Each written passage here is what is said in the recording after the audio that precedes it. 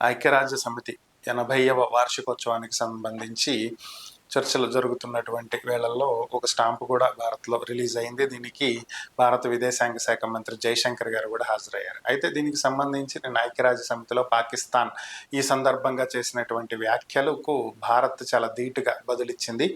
1948 ప్రజాభిప్రాయ సేకరణకు సంబంధించి భారత్ ఆ నిర్ణయాన్ని ఉల్లంఘించింది అంటూ పాకిస్తాన్ ప్రతినిధి చేసినటువంటి వ్యాఖ్యలను భారత్ తీవ్రంగా తిప్పికొట్టడం జరిగింది.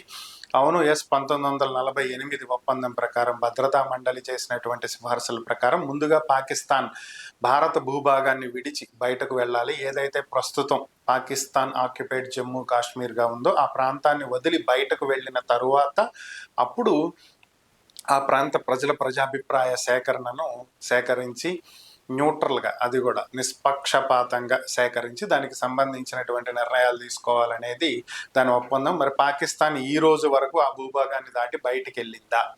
వెళ్ళలేదు కదా. ఇంకా ఉగ్రవాదాన్ని పెంచి పోషిస్తూ ప్రపంచ దేశాల్లో ఎక్కడా లేనటువంటి ఉగ్రవాదంకి పాకిస్తానే ఒక మూల కేంద్రంగా ఉండటం, దానికి నిదర్శనం ఇటీవల జరిగినటువంటి పహల్గామ్ దాడికి సంబంధించి లష్కర్-ఏ తాయిబాకి చెందినటువంటి అనుబంధ సంస్థ ద రెసిస్టెంట్ ఫ్రంట్కి చెందినటువంటి ముఖ్యమైనటువంటి నేతలందరూ పాకిస్తాన్లోనే ఆశ్రయం పొందుతూ ఉండటం, వీటన్నింటికి కూడా సైన్యం అండదండలు ఇస్తూ ఉండటం పాకిస్తాన్లో. దీన్ని దేనికి ప్రతీకగా చూడాలి?